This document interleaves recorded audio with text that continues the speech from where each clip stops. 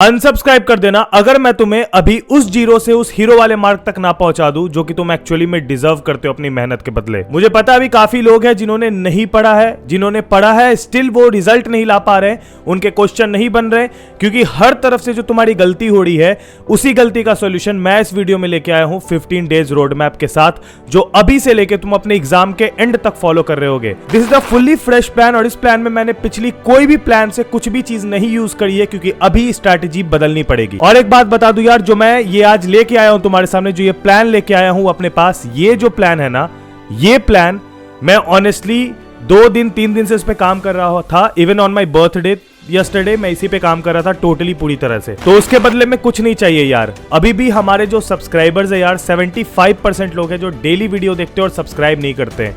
और यार मैं इतनी मेहनत करने के बाद वही 50 से 60 हजार बच्चों में लिमिट नहीं होना चाहता ऑनेस्टली। और मुझे पता है कि इस लिमिटेशन को सिर्फ तुम ही तोड़ सकते हो, क्योंकि यूट्यूब हमारे एसईओ को, हमारे वीडियो को रीच पे नहीं लेके जा रहा। प्लीज हेल्प अस कि तुम इन सभी वीडियो को अपने सारे दोस्तों से शेयर किया करो, अपने ग्रुप्स में शेयर किया करो, ताकि यार ये हर नीडी बच्चे तक पहुंच पाए। तो आज के इस प्लान को यार मैंने बहुत ही ज्यादा सोच समझ के बनाया है। मतलब मैंने इस पे अपना जितना भी मैं दिमाग यूज कर सकता था ऑनेस्टली वो सारा लगाया है। ठीक है, मैं तुम्हें भी दिखाने वाला हूं कि मैंने इस प्लान में एक्चुअली में क्या डाला है। देखो चीज़ों को थोड़ा सा मॉडिफाई करना पड़ेगा, इसलिए मॉडिफाइड वे में मैं ये प्लान को बना रहा हूं। और ये इस प्रकार से बन रहा है ना कि वो बच्चा जो अभी तक कुछ नहीं कर पाया वो भी बहुत कुछ कर लेगा जस्ट बाय दिस प्लान। देखो यार, सबसे पहले मैं तुमको बता दूं कि ये जो रोड मैप है ये 15 डेज का मैं बना रहा हूं। देखो 15 डेज में 225 आवर्स होते हैं टोटल। अगर मैं अभी तुमसे डेली के 14-15 घंटे मांग लूं पढ़ने के लिए, जो कि तुमको देना पड़ेगा भाई, क्योंकि एक चीज याद कर लो, जब तुम्हारा नाव में छेद हो जाएगा ना, तो तुम उसी छेद वाले नाव से ही तैरना ज्यादा प्रेफर करोगे पानी में कूदने से। तो ये याद रख लो कि अब चाहे 14 घंटे, 15 घंटे, 18 घंटे मैं तुमसे मांगू तो तुम्हें देना ही पड़ेगा अगर तुम्हें सच में उस मार्क पे पहुंचना है। तो देखो यार, सबसे पहले हमारे पास चैप्टर है 45 प्लस लेफ्ट। मैंने सिर्फ मेन 3 सब्जेक्ट्स का लिया और ये टोटली 10th और 12th दोनों के लिए बायस नहीं रहेगा। और अगर आप देखोगे यार तो हम लोगों के पास 5 आवर मैक्सिमम है एक चैप्टर को देने के लिए। क्या ये बात सच है और कितनी हद तक सच है, इस पे तो बात करेंगे। और सबसे पहली बात कि जिस डर में तुम लोग जी रहे हो ना कि तुम्हारे पास मात्र 15 दिन बचे हैं, वो डर भी आज मैं इस वीडियो के जरिए तोड़ने वाला हूं तुम्हारा, और तुम्हें रियलिटी बताने वाला हूं कि yes you can still achieve that 90% वाला मार्क। देखो यार, सिंपल है ये। 5 आवर्स पर चैप्टर में मेरे को लेक्चर भी करना पड़ेगा, नोट्स भी करना पड़ेगा, क्वेश्चंस भी बनाना पड़ेगा। बट मैंने इसको किसी तरीके से मॉडिफाई करने की कोशिश की है। मार्क्स पॉसिबिलिटी की बात कर रहा हूं मैं, अगले 15 दिन की बात कर रहा हूं कि अगर अगले 15 दिन ही तुम सिर्फ पढ़ते हो तो क्या मार्क्स पॉसिबिलिटी हो सकती है। जिनका सिलेबस 50% से ज्यादा हो चुका है, still you can achieve easily 95% marks, क्योंकि सिलेबस कंप्लीट करके तुम आराम से फोड़ सकते हो। जिनका 20-30% हो चुका है, 85 to 90 के मार्क में आ सकते हैं। और जिनका 0% हो रखा है उसके लिए मैंने यहाँ पर एक क्वेश्चन मार्क बनाई है। पता है क्यों? क्योंकि आज मैं तुम्हारा सबसे बड़ा मिसकंसेप्शन ही तोड़ने वाला हूँ। ये 15 दिन बचे हैं उसका वाला। ये देखो यहाँ पर सबसे पहली बात है यार कि फेल और पास वाले बच्चे। अभी मैंने बहुत सारे ऐसे बच्चों को देखा जो सीधा मेरे से यही बोले थे कि भैया मैं फेल हो जाऊंगा, मेरे को पास करा दो। भाई अभी हमारे पास इतना टाइम है ना कि लिटरली हम लोग वो मार्क अचीव कर सकते हैं। तो फेल पास से बाहर आने के लिए अभी मैं जो तुम्हारी स्क्रीन पे रखने वाला हूँ, ये तुम्हारी पूरी की पूरी जो माइंड और थिंकिंग है, जो प्रोसेस और थॉट तुम बना रहे हो, उसको चेंज कर देगा। किसी भी सब्जेक्ट ऐसा नहीं है मेन सब्जेक्ट जिसमें हमारा मात्र 15 दिन बचा हो। मैंने हर तरह के एग्जाम्पल ले लिए। तुम फिजिक्स के लिए देख लो यार, फिजिक्स के लिए फ्रॉम टुडे 34 डेज बचते हैं। अगर इस वीडियो को तुम बाद में देख रहे हो तो तुम अपने हिसाब से कैलकुलेशन कर लेना। मैथ्स के मेरे लिए 39 डेज बचते हैं। अकाउंटेंसी के लिए 58 डेज बचे हैं। हिस्ट्री के लिए 57 डेज बचे हैं। अगर मैं आर्ट्स वालों की बात करूं तो मैथ्स के लिए क्लास 10th के लिए हमारे पास 49 डेज बचे हैं। साइंस क्लास 10th के लिए हमारे पास 32 डेज बचे हैं। और एसएसटी क्लास 10th के लिए हमारे पास 43 डेज बचे हैं। अगर मैं तुमको बहुत अच्छे से जेन्युइनली बताऊं तो 49 डेज में मैथ्स एनसीईआरटी क्लास 10th कम से कम 3 बार बनाया जा सकता है, साइंस कम से कम 2 बार खत्म किया जा सकता है और एसएसटी कम से कम 3 बार खत्म किया जा सकता है बहुत ही अच्छे से। फिजिक्स की बात करूं तो 34 डेज में एकदम 0 से 100 कंप्लीट किया जा सकता है विद क्वेश्चंस।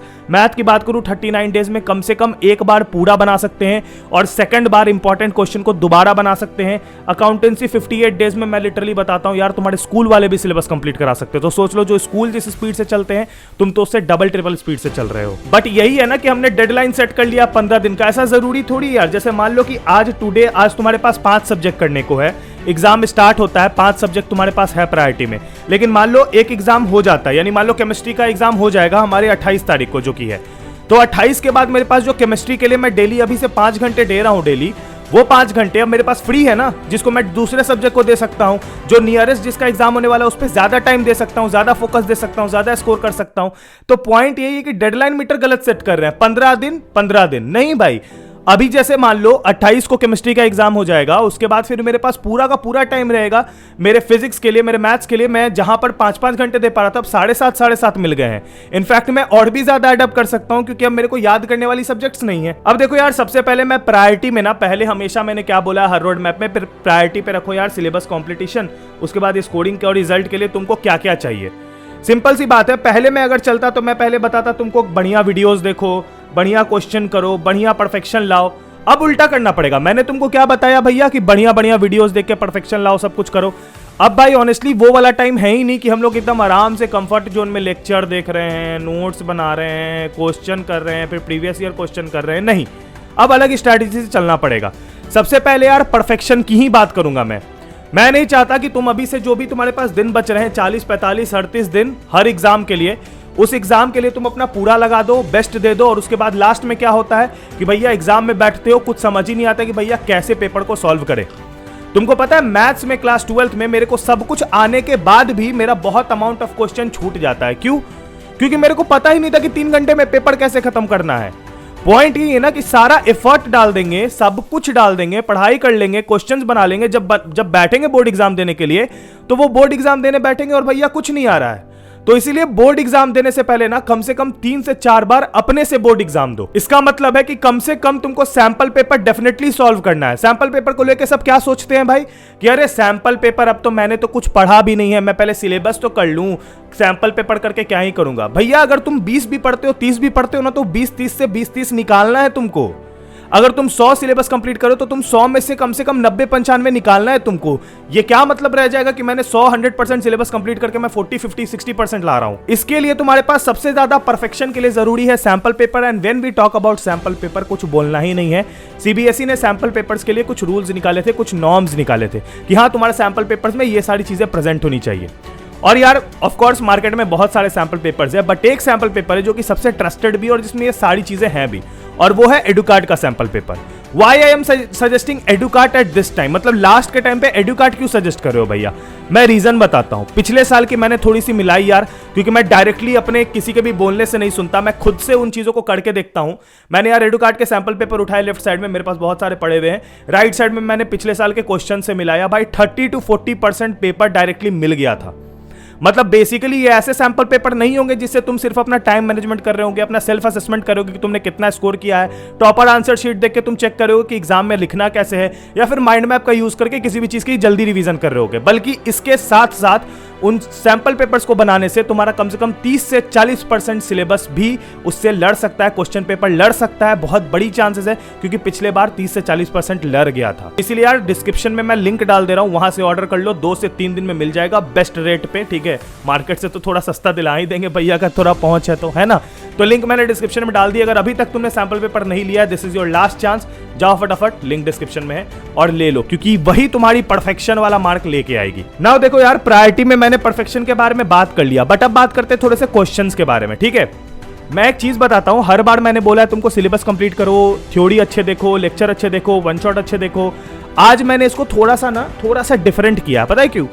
मैं आज बोलता हूं कि हमारा मेन फोकस क्वेश्चंस होना चाहिए, कंसेप्ट के साथ साथ किन सब्जेक्ट में कैसे पढ़ना है सब अभी बता रहा हूं, अगले जितने भी दिन है तुम्हारे पास उसके लिए। तो ये प्लान को मत समझना कि मैं 15 दिन में ही खत्म कर रहा हूं। इस प्लान को मैं तुम्हारे एग्जाम के लास्ट डे तक के लिए बना रहा हूं, ताकि मेरे को बार बार सेम चीज ना बोलनी पड़े। तो यहां पर तुम अगर गौर से देखोगे यार, क्या हो गया, हाँ, तो यहां पर अगर तुम गौर से देखोगे यार, तो क्वेश्चंस तुम्हारे एवरेज क्वेश्चन पर चैप्टर से 250 बन रहे हैं। ठीक है, 250 चैप्टर क्वेश्चंस अगर हर चैप्टर से तुम्हारे बन रहे हैं तो कैसे बन रहे हैं? जैसे मैंने क्या किया, एनसीईआरटी में इंटेक्स एग्जांपल बना लिया, एक्सरसाइज बना लिया और प्रीवियस ईयर क्वेश्चन कर लिया। तो ये हो जाएगा इसको ब्रेक करने का हिसाब। 250 क्वेश्चन कैसे बनते हैं, मैंने उसके लिए एक चार्ट बनाया है, ध्यान से देखना। जैसे पर चैप्टर में मान लो लेट सपोज कि पर चैप्टर में मेरे को क्वेश्चन करने हैं। ठीक है, अब जैसे करना है मेरे को, तो मैं क्या करूंगा, अगर वो 250 क्वेश्चन करने होते तो मैं स्टार्टिंग से कर रहा होता अपनी सिलेबस कंप्लीट। यानी मैं एनसीईआरटी बना रहा होता, मैं कोई रेफरेंस बुक बना रहा होता, जैसे मैथ में मैं आर एस अग्रवाल के साथ साथ एनसीईआरटी बना रहा होता, मैं topic wise previous year questions भी बना रहा होता परफेक्शन के लिए, मैं मोस्ट एक्सपेक्टेड क्वेश्चन जो इस बार किसी लोगों ने दे रखे हैं वो भी बनाता, और मैं कोचिंग वगैरह के मटेरियल्स भी बनाता जो बोर्ड्स के लिए बनते हैं। क्या तुम्हारे पास ऑनेस्टली ये करने का टाइम है? अगर मैं सिर्फ ये इतनी सारी चीजें करूँ ना और सबको मिला दूं तो एक चैप्टर से 250 प्लस क्वेश्चन बन जाएंगे तुम्हारे लिए। तो 250 क्वेश्चन जो है उसकी प्रैक्टिस तुमको चाहिए। लेकिन क्या मैं ये 250 क्वेश्चन करके, क्योंकि देखो पर चैप्टर से तो भाई 4 से 5 क्वेश्चन मैक्स आएगा एग्जाम में। एग्जाम में मान लो किसी चैप्टर से क्वेश्चन आ रहा है बोर्ड्स के पेपर में, तो 4 से 5 मैक्स, चाहे वो कितना भी वेटेज रखती हो। तो मैं 250 क्वेश्चन बना के ये 4-5 मार्क्स की परफेक्शन डेफिनेटली ला सकता हूं। लेकिन क्यों ना ऐसा किया जाए कि मैं 30-40 क्वेश्चन बना के ही ये 4-5 क्वेश्चन की परफेक्शन ले आओ। कैसे? यही अभी तुमको कोई नहीं बता रहा और इसीलिए मैंने इस वीडियो को बनाया है।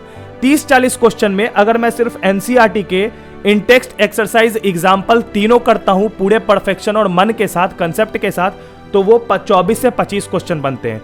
रेस्ट मैं सिर्फ प्रीवियस ईयर क्वेश्चन करूंगा, वो भी मात्र 5-6 साल के। ये लोग topic wise previous year question करते हैं, पता है कितना करेंगे? ये करेंगे 10 साल, 15 साल, 20 साल। नहीं करना है ना भाई। 5-6 साल के प्रीवियस ईयर क्वेश्चन अगर तुम मात्र करोगे ना, हर साल में मान लो 4 से 5 क्वेश्चन हर चैप्टर से आए हैं, तो अगर तुम उसको 5 साल के हिसाब से तुम उसको जोड़ो तो कितना होता है? गेस करो। ऑफ कोर्स ये बात है, नॉर्मल कैलकुलेशन करेंगे 15 से 20 से 25 क्वेश्चन मैक्सिमम। तो प्रीवियस ईयर क्वेश्चन मेरे पास हो गए 15 से 20। बहुत सारे तो रिपीटेड हो जाते हैं कि हाँ इस साल भी आया, इस साल भी आया, इस साल भी आया, तो उसको एक बार काउंट करा। बहुत सारे हैं जो हर साल अलग अलग टाइप के आए, तो उसको अलग अलग काउंट किया।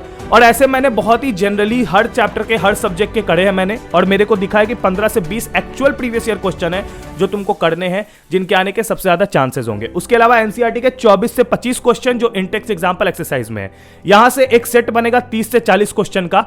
लेकिन हाँ, ये एश्योर्ड है कि यहां से अगर मैं 250 क्वेश्चन अगर पूरे साल करके आ रहा होता तो मैं 4-5 क्वेश्चन तो मेरे छूटते ही नहीं जो भी आते हैं उस चैप्टर से।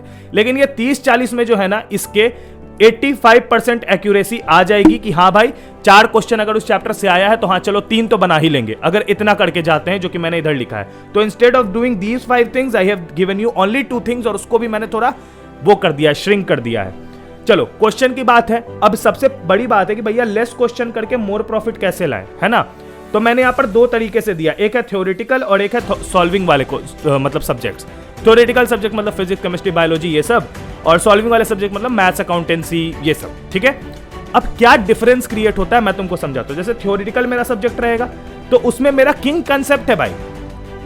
पॉइंट ये है ना कि तुम लोग जो हमारे सॉल्विंग सब्जेक्ट है उसको तुम एकदम सर पे चढ़ा देते हो, लेकिन उल्टा कर रहे हो ना। थ्योरेटिकल सब्जेक्ट में मेरा कंसेप्ट किंग है। अब इसमें मेरे को न्यूमेरिकल के लिए सिर्फ एनसीईआरटी और सिर्फ प्रीवियस ईयर क्वेश्चन से काम हो जाएगा। मेरे को फिजिक्स के, केमिस्ट्री के या किसी भी सब्जेक्ट के न्यूमेरिकल बनाने हैं, इकोनॉमिक्स वगैरह के, तो वो थ्योरेटिकल सब्जेक्ट में अगर मैं देखूं तो वो सिर्फ एनसीईआरटी में 6-7 न्यूमेरिकल्स होते हैं पूरे, और प्रीवियस ईयर क्वेश्चन में जो पहले 5 साल में आए हैं तो 10 से 11 क्वेश्चन मिल जाएंगे न्यूमेरिकल के मैक्सिमम। उतने कर लोगे काम खत्म है, क्योंकि न्यूमेरिकल का पैटर्न किसी साल भी चेंज नहीं हुआ, हर साल एक ही तरह का न्यूमेरिकल आ रहा है। ऐसा नहीं हो रहा भाई कि इस साल ये न्यूमेरिकल पूछ रहे हैं तो इस साल अलग पूछ दे रहे हैं, क्योंकि थ्योरेटिकल जो तुम्हारे सब्जेक्ट है उसका न्यूमेरिकल्स बहुत ईजी होता है, वो बिल्कुल एकदम बेसिक होता है, जो कि नॉर्मल फॉर्मूला पुट करके बन जाएगा। ठीक है, अब इसमें रिपीटेड क्वेश्चन होते हैं जो कि 15-16 होते हैं। क्यों? थ्योरेटिकल में मेनली जो क्वेश्चन आता है ना तुम्हारा, वो बेसिक क्वेश्चन आता है। जैसे फिजिक्स में डेरिवेशन ही आएगा और डेफिनेशन ही आएगा, केमिस्ट्री में नेम रिएक्शन ही आएगा और डेफिनेशन ही आएगा।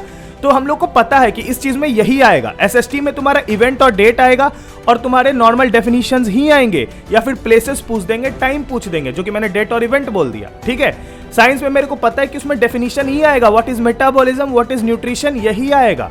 तो इन सभी के लिए मैं परफेक्ट हूं, क्योंकि ये मैं अगर वीडियो देख रहा हूं, वन शॉट मैं नोट्स बना रहा हूं, तो वहां से मैं थ्योरेटिकल क्वेश्चन के लिए तो बहुत अच्छे से रेडी हो जाऊंगा उसके थ्योरी वाले पार्ट के लिए, और न्यूमेरिकल वाले पार्ट के लिए मैं सिंपली एनसीईआरटी और प्रीवियस ईयर क्वेश्चन से न्यूमेरिकल करूंगा। ठीक है, हाँ थोड़ा सा और परफेक्शन और मतलब गारंटेड लाने के लिए मैं रिपीटेड क्वेश्चन कर लूंगा, 15-16 जो आ रखे हैं 5 साल में बार बार आ जाते हैं। ठीक है, वो मैं कर लूंगा। तो थ्योरेटिकल वाला पार्ट मैं सिर्फ कम लिमिटेड क्वेश्चन से ही कर सकता हूं। बट जब आती है यार सॉल्विंग वाली पार्ट, तो इसमें थोड़ी सी दिक्कत आती है। क्यों? क्योंकि देखो ऑफ कोर्स ये बात है, मैं भी जान रहा हूं, तुम भी जान रहे हो, एनसीईआरटी में मैथ्स अगर एनसीईआरटी करके किसी का भला नहीं हुआ है 12th में। हाँ मतलब 100 आउट ऑफ 100 ला सकते हो, बेस अच्छा है, सब समझ लेते हो, पकड़ लेते हो, तो ला सकते हो, कोई डाउट नहीं है। लेकिन यार किसी का भला नहीं हुआ है, तो इसीलिए सब रेफरेंस बुक करते थे। अभी टाइम है नहीं है, अभी मैं R S Agarwal, R D Sharma लेके बैठूंगा भैया, एक चैप्टर नहीं खत्म होगा मेरा, जितना टाइम मेरे पास बचा है। इसी वजह से मैं तुमको एकदम जेन्युइन बात बता रहा हूं। अभी रेफरेंस बुक के साथ तो ऑफ कोर्स नहीं जा सकते हैं, तो हम लोग के लिए अभी बेस्ट बुक भैया एनसीईआरटी है। क्यों? क्योंकि इसमें लेस क्वेश्चन है। अब इसको मैंने बनाने का एक तरीका बताया, ठीक है। मार्किंग थ्रू क्वेश्चन, जैसे पेपर जो तुम्हारा आएगा ना, उसमें डेफिनेटली 60% जो पेपर होगा वो इजी होगा तुम्हारे किसी भी ये वाले सॉल्विंग सब्जेक्ट में, और 40% थोड़ा ट्रिकी होता है, ठीक है। अब इजी के लिए तो मैं बेसिक क्वेश्चन कर लूंगा एनसीईआरटी से, तो 60% तो श्योर है कि मैं बना के आऊंगा अपने पेपर में। लेकिन जो रेस्ट 40% है ना, जो ट्रिकी क्वेश्चन होंगे, उसी के लिए सिर्फ तुमको प्रीवियस ईयर क्वेश्चन करना है। अब ये कैसे होगा मैं समझाता हूं। जैसे मैट्रिसेस डिटरमिनेंट 12th में चैप्टर हो गया, 10th में अगर तुम्हारा हाइट एंड डिस्टेंस ले ले, इनके क्वेश्चन दिया हुआ है कि हाँ यही एक्सरसाइज से ही क्वेश्चन बन के आएंगे, तो वो आ गए बेसिक वाले पार्ट में। अब थोड़े ट्रिकी वाले पार्ट में क्या आ गया कि 10th का थोड़ा ट्रायंगल से कुछ क्वेश्चन है जो अलग आ जाता है, ठीक है। या फिर अगर 12th की बात करें तो थोड़ा कैलकुलस से डिफरेंट क्वेश्चन आ जाता है, तो उसके लिए मेरे को प्रीवियस ईयर क्वेश्चन करना पड़ेगा। सॉल्विंग सब्जेक्ट में हमेशा याद रखो, जैसे अभी एनसीईआरटी सॉल्व कर रहे हो, एक एक्सरसाइज में मान लो 12 क्वेश्चन है, उसमें से 7 या 8 तुमसे डायरेक्टली बन गए, सिर्फ फॉर्मूला पुट किया बन गए। जो रेस्ट 4 क्वेश्चन बचे ना, जो तुमसे एक बार में नहीं बने, वही क्वेश्चन है जो आते हैं, तो उसको मार्क करो और उसको बार बार बनाओ, बार बार रिवाइज करो। ऐसे सॉल्विंग सब्जेक्ट में एक्यूरेसी आएगी और ऐसे थ्योरेटिकल में एक्यूरेसी आएगी।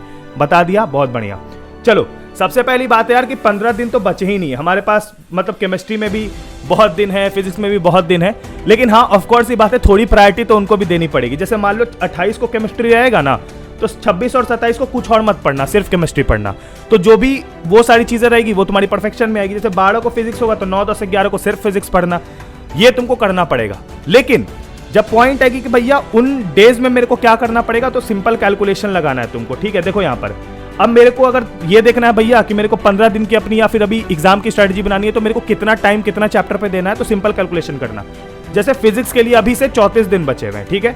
अब डेडिकेटेड डेज देख लो, यहाँ पर मैंने केमिस्ट्री को 2 दिन डेडिकेटेड दे दिया था, तो इधर मैं फिजिक्स नहीं पढ़ पाऊंगा, और इंग्लिश को मान लो मैंने 1 दिन डेडिकेटेड दे दिया, तो 3 दिन मेरा एक सेकंड बैक आना पड़ेगा। हाँ, तो 3 दिन मेरा डेडिकेटेड वाला था, जो कि मैंने दे दिया था 3 दिन, है ना।